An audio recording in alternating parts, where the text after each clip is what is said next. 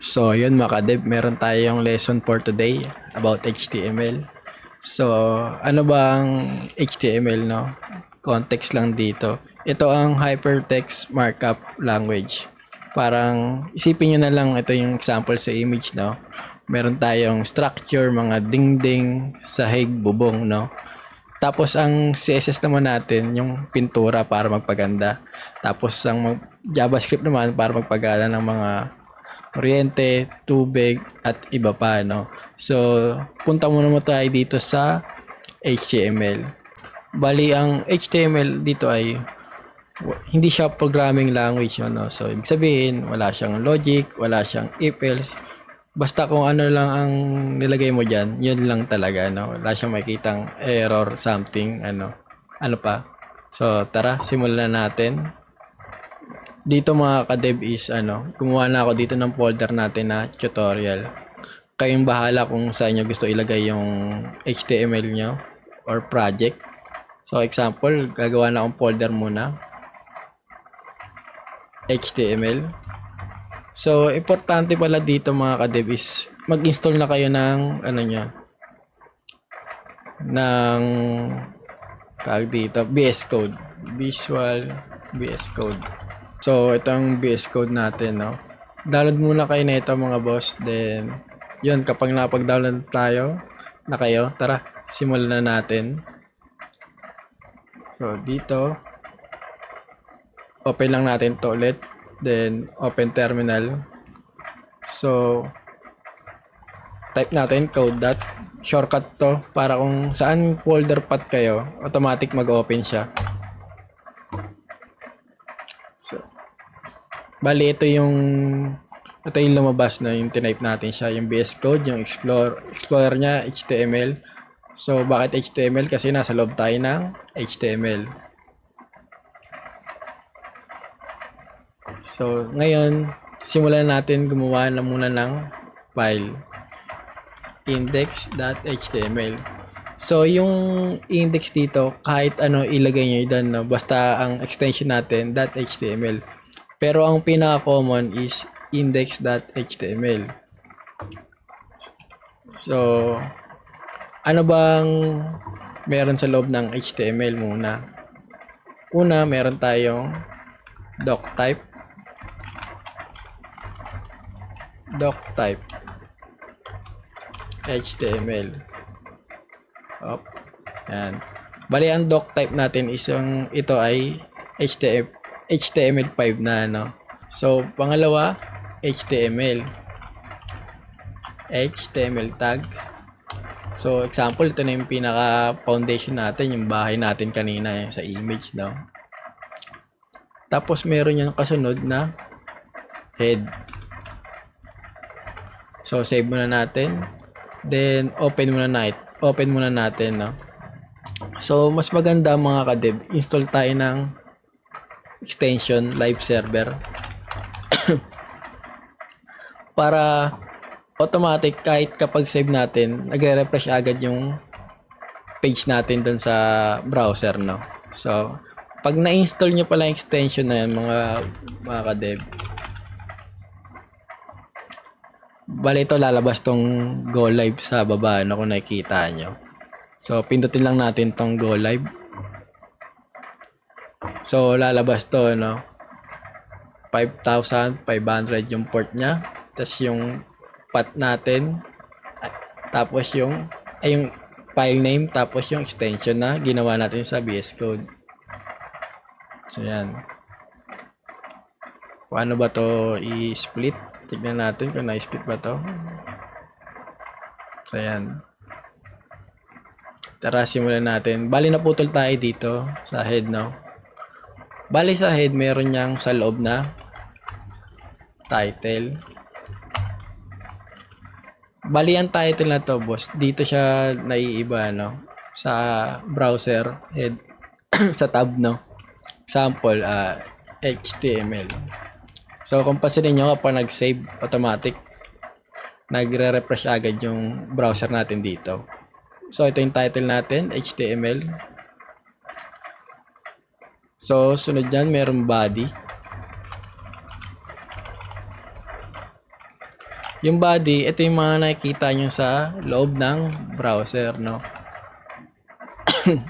Sorry. Kung anong mga nakita ninyo dito sa loob, nasa loob siya ng body, no? Sample, type tayo SD. So, yun, nakikita nyo. HTML. Testing. So, yan. Lahat ng nakikita nyo sa screen ng browser, lahat yun galing body. Bali, ang nakita nyo lang sa tab, yung title. Okay. So, anong una natin pag-aaralan dito sa loob ng body, no? Meron tayong mga text dito, no? Mga headings, typography, kung tawagin, no? Ano-ano ba yun, no? Una, meron tayong H1. Ibig sabihin, headings 1. So, malaki siya, no? Ginagamit ito sa mga section, title, at iba pa. Depende sa inyo kung anong gusto nyong gawin about sa website nyo. H2, headings 2. Ayun. Bali, ang bilang natin dito, boss, ay yung pagsukat natin, pag pataas, paliit siya. Kapag pababa, palaki siya, no? Parang pabaliktad siya, no? Subukan natin yung H3.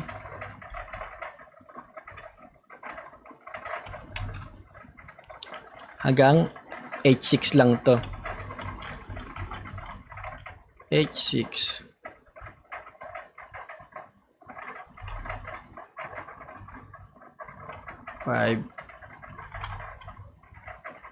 H6. 5, 6. So, yan yung heading 6. Maliit. Palaki ng palaki hanggang headings 1. No? So, ito yung mga tinatawag natin headings. So, punta naman tayo sa isang paragraph, no? Pilang. Pitag lang, pitag. Yan. This is a paragraph. So, meron niyang kasunod pa na strong. Para siyang bold, no? Naka-bold yung text niya. Strong. Bold. Tingnan natin bold. Yan. Pwede natin niya ipasok sa loob kung gusto niyo. Yan. Sa paloob ng paragraph, meron tayong bold na text. Tapos, italic naman. M tag italic. So, kung papasin nyo, boss, yung mga suggestion yan is extension lang din yan. No? Susunod, tuturo ko sa inyo paano yung may lumalabas na sasuggest agad siya. No? Tapos, itatab lang natin. Pero sa ngayon, pagtuunan ng pansin muna natin ngayon yung HTML tutorial natin. So, sa loob ng paragraph, mayroong bold, tsaka italic, no? Sunod naman natin, gawa pa tayo isang paragraph. Sa loob ng paragraph, gusto ko magkaroon lang yan ng marking. Mark. Highlight. Yan, kulay yellow. Highlight. Tapos gusto ko naman sa loob niyan, meron small tag. Small. Yan, maliit lang, no? Bali, ito yung mga tinatawag nating typography, headings 1 to 6, paragraph, strong, M, mark, small. So, yan. Dito muna tayo sa typography natin. Tapos, ang sunod naman natin dito is yung break line. Bali dito, ang break line natin, parang nag-shift enter ka, parang nagganyan ka lang. So, try natin. BR. So, walang mangyari. Kung lalagay natin siya dito sa gitna, dapat ito parang magkaroon ng enter yan, no? Yan, kumbaga para siyang enter break line, no? So, sunod naman natin is yung HR, no? Yung HR horizontal line, horizontal rule, yung tawagin. HR. Yan, kumbaga, go wait lang siya.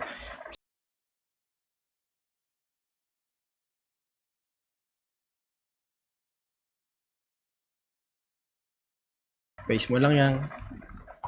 Tapos, gusto mo, panibagong section, HR lang ulit. Kumbaga, ano siya, divider siya, no? Divider ng mga paragraph natin. Tapos, example naman natin yung A natin. A kung tawagin ay anchor. Anchor. Tapos, bali, ang ginagawa nito mga boss is ano to, no? Kapag click ko nyan, nagre-redirect siya sa something page, no? O browser, no? Example, Google. Sa akin, wala pa mangyayari kasi wala pa tayo i-dead na href attributes, no? Href.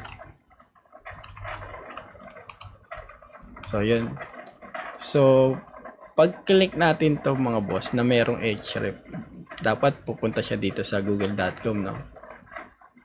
So, yun, pumunta siya, no? Ganito gumagana ang href natin. Sunod, target blank. Kapag target blank naman, ang ginawa natin ganito, boss. Kapag click natin yan, hindi siya magre-redirect. Ang mangyayari dyan, mag-open new tab dapat siya. So, click natin. So, yun, nag-open new tab siya. Depende sa case nyo kung paano nyo siya gagamitin.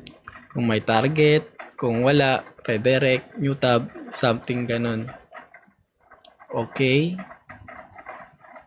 Sunod naman natin tags is yung list tag.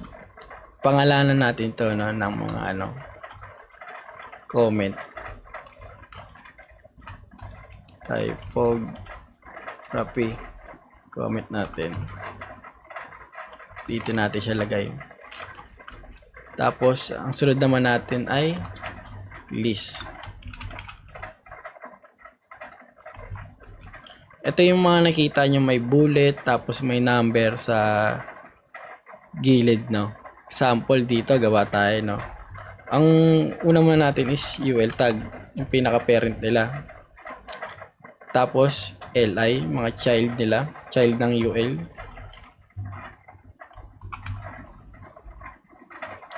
HTML.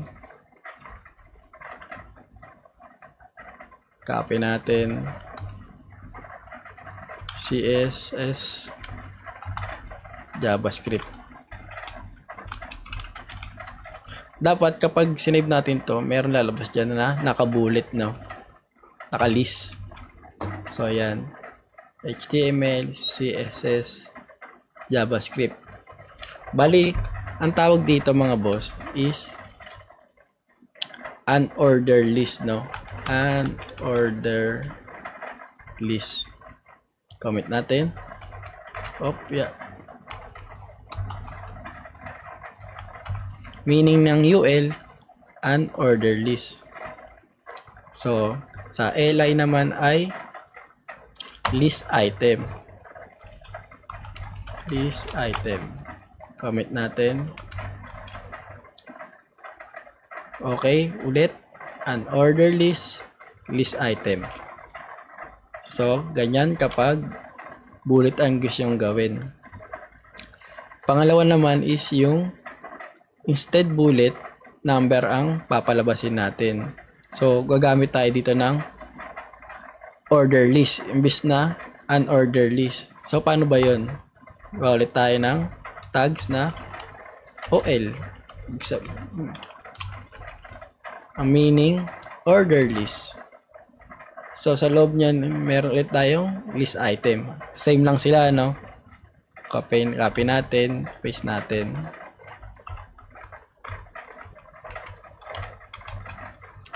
So, lagyan tayo ng comment. Order this. So, kung papasin nyo, boss, yung pinagkaiba nila, oh. Ito, yung UL, unorder list, bullet. Yung order list naman, number, no? Kasunod-sunod sila, no? So, depende sa cases nyo ulit kung saan nyo siya magandang gamitin para sa web page nyo, no? So, yun lang para sa lists natin. So, nakailan na tayo? Typography, list. Siguro, ang susunod naman natin dito yung table, no? So, game, balik tayo. Bali, ang sisimulan naman natin dito ay table tags. Lagyan natin ng comment, table.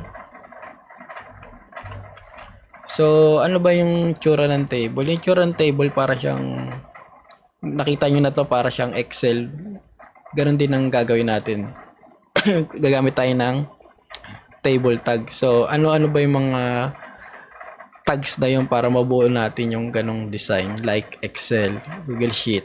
Oh. Una, meron tayong pinaka-parent nila, table.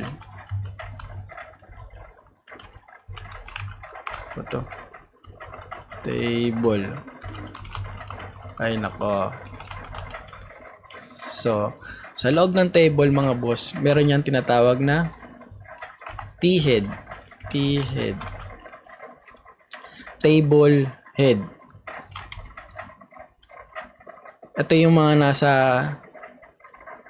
row ng table head. Naka-row sila. Sila yung mga nasa naka-bold na sample, name, image, sex, iba pa, no? So, makikita natin yan kung bakit table head sila. Tapos meron yan T-body. So, ang tawag dyan, table body. Tapos, sa loob, unahin mo natin yung table head, no?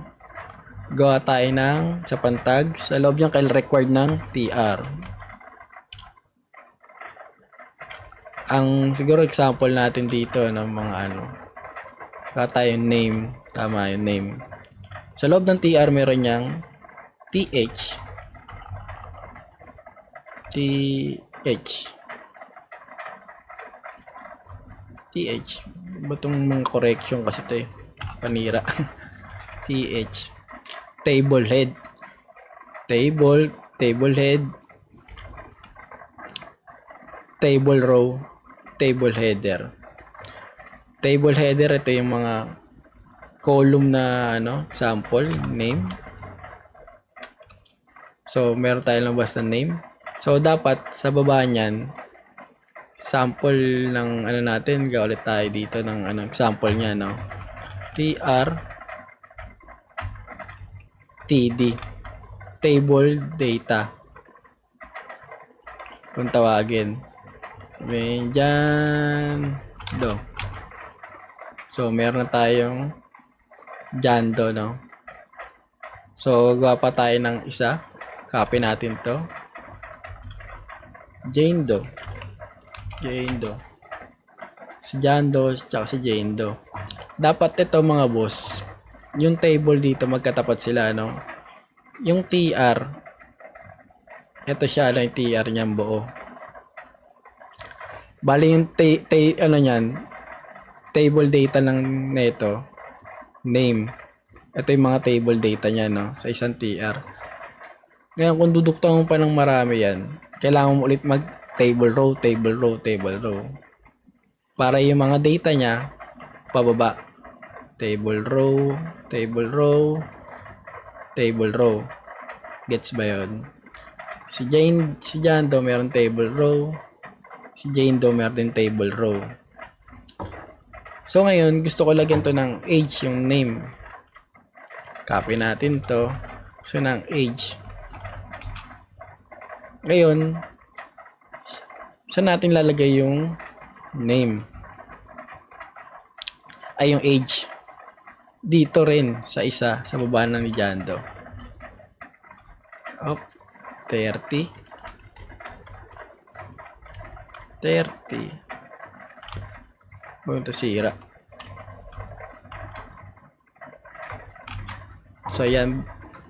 Bali, ba't ito isang TR lang? Ito dalawa, no? Kasi, yung TR natin dito, boss, is possible din dumami yan, no?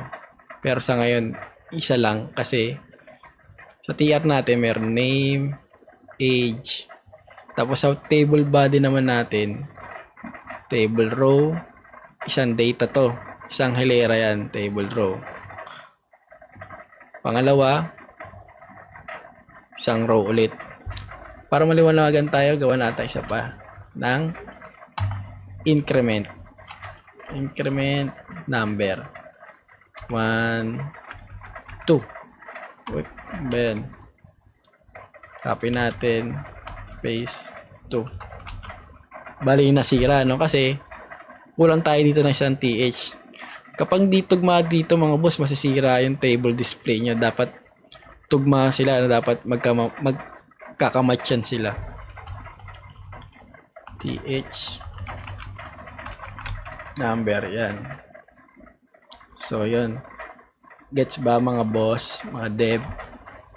So, ganito gumagana ang table natin. So, ang sunod naman natin dito mga boss is yung sa... mayroon na ba tayo dito? Siguro sa image, tsaka sa audio, video. Ngayon, try naman muna natin is yung image. So, image tag. Bayan. IMG. Ibig sabihin, image. So, meron yang source. So, dito mga dev, meron akong example dito, no, na ginawa. Ito yung image, video, tsaka audio. Doon ako naglagay sa folder path natin, no, sa HTML, no. So, open mo natin yung image.png. So, ang source niya, image.png. Bali, ang kinukuha niya, yung nasa loob ng folder natin, image.png. So, yun. So, ito yung display niya, no, medyo malaki, pero okay lang yan. Kasi, more on HTML lang naman muna tayo. So, lagyan natin siya ng alt. Ano ba ginagawa ng alt? Ang ginagawa ng alt, kapag wala siya nakitang file name or file na sa loob ng folder natin, ito ang di-display niya. Example, ito ang display mo. Ngayon, i-ibahin ko yung extension name, no? Okay, kung 1. So, kung papansinin nyo, ito ang display mo kasi ito ang trabaho ng attribute na alt. So, ang ginagawa niya, kapag wala siya nakitang file doon, ito ang dinidisplay niya. So, balikan natin. So, ngayon, ang image source, hindi lang siya kumukuha na galing sa file natin. Pwede rin siya sa outside like website, kukunin niya. Meron ako dito ang example, no. Nag-search ako ng background image. Tapos, right-click lang natin to. Copy lang natin, no. Copy image address.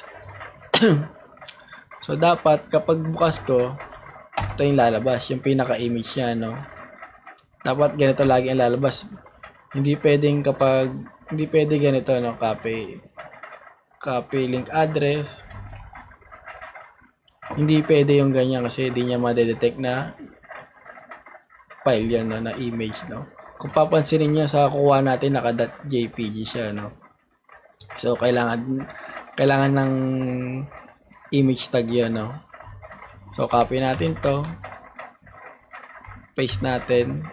So dapat lalabas dito sa page natin is yung kinuha nating image, ito. Save. So, yun.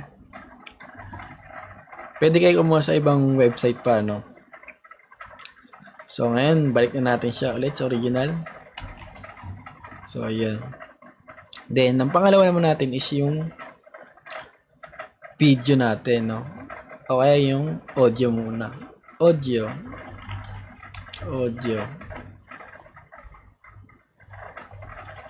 SRC. Audio.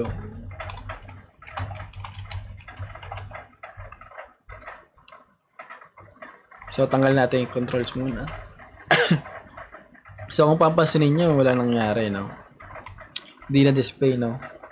Balik natin yung controls.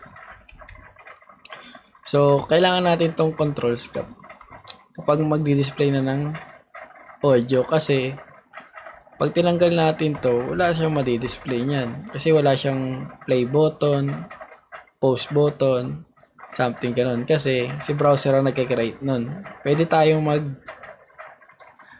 gumawa ng sariling button using JavaScript pero susunod na yun. Ngayon, lagyan natin muna siya ng controls. So, ito yung music. Pag-play.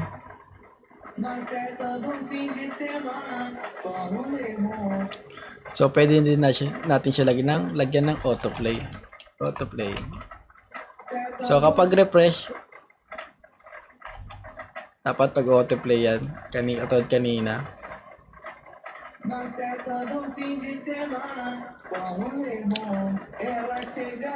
Pero tanggalin natin yung controls, dapat mag-autoplay siya kapag refresh. Ayan. So, balik natin. So, tanggalin natin yung autoplay. Yan. Tapos, ang sunod naman natin dito ay yung video, no? Video.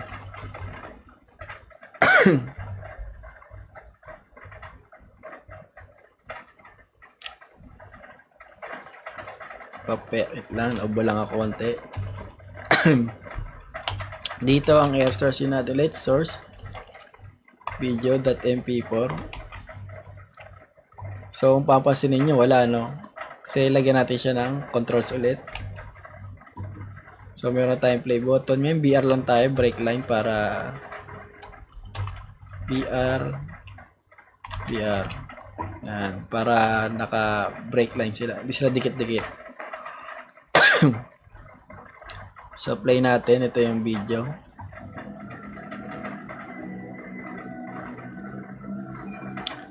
Ngayon, pwede tayo maglagay ng poster dito, like parang thumbnail niya, no? Poster. Ano yung poster natin? Image.png. Yan, no? Kumbaga, ano siya, thumbnail natin siya, no? Ganun gumagana ang poster. Like thumbnail, something ganyan. Pwede rin tayo maglagay ng autoplay.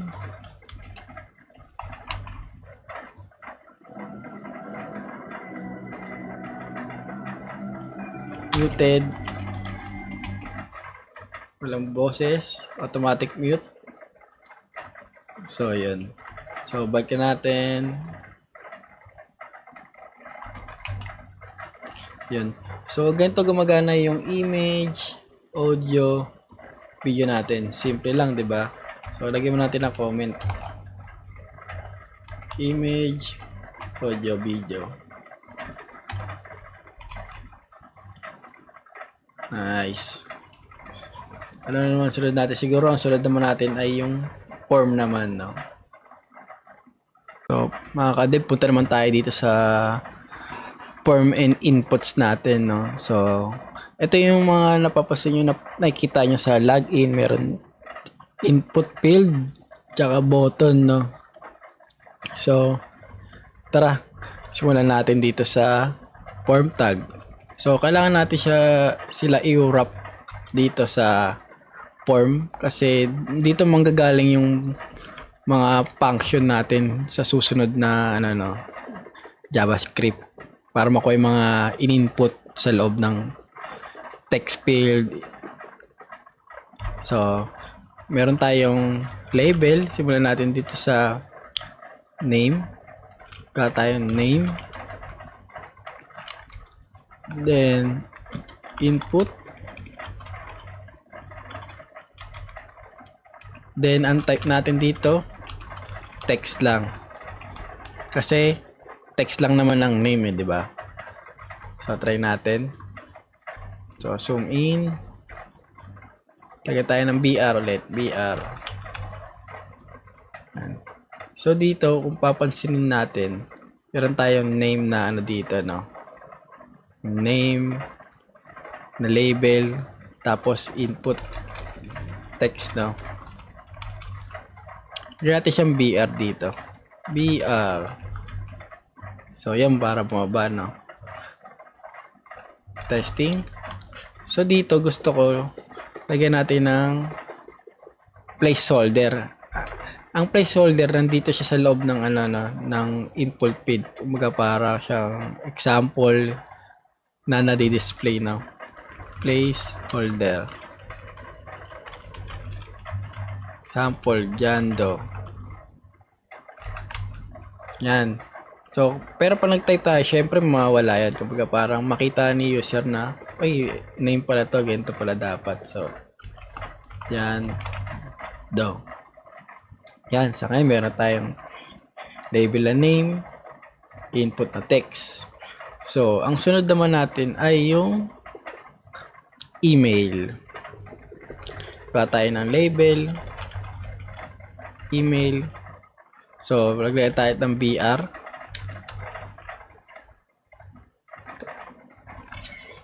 Tapos, copy lang natin to. BR ulit. Tapos, ang type niya, email. Tapos, ang placeholder naman natin ay jando.example.com. Meron tayong jando@gmail.com. Sakali, no? So, bakit type ang email natin? Ngayon, kapag nilagyan kasi natin ng record yan, tapos kapag nag-submit button tayo, ang mangyayari dyan, kapag nagganyan-ganyan ka lang dyan na STSD, may lalabas dyan na parang toast, no, na something paper, no, na dapat email lang. Ito yung example, di ba? Pag hinaber natin yan, ano, please include at in the email address. ASD is missing at I. So, nadidetect niya kung email ba ang tinatype mo sa loob ng input na yan, no? So, buray muna natin yan. Hindi pa natin kailangan. Tapos, siguro, ang sunod ba natin, no? Age naman, no? Age. Label. Age. So, BR ulit tayo dito. Pababa. Then, baba. Input. Type number.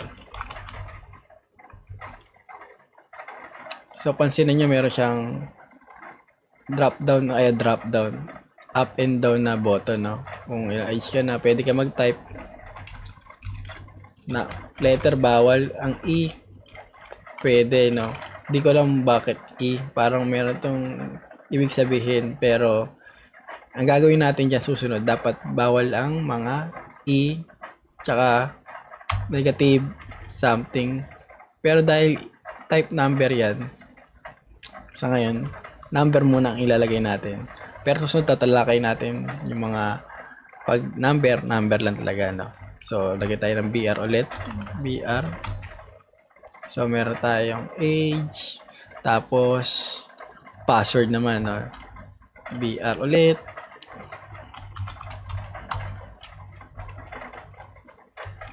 Label, password, tapos BR ulit, input, type, password.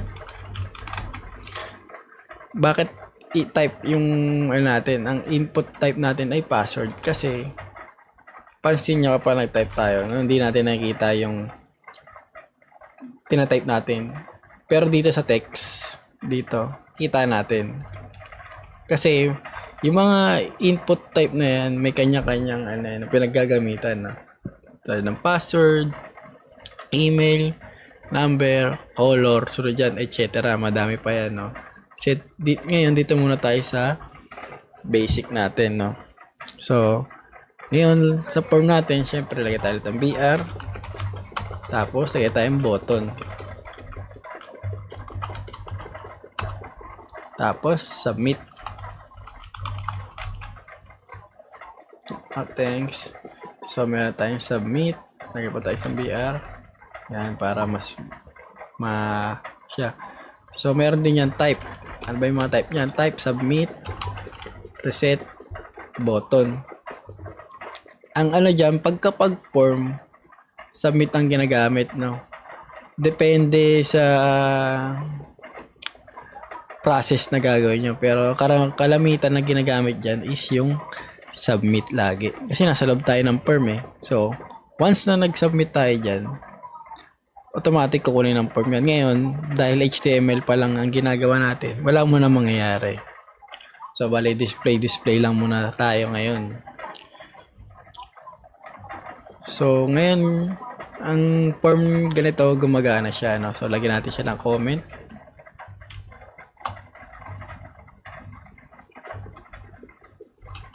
Form and inputs.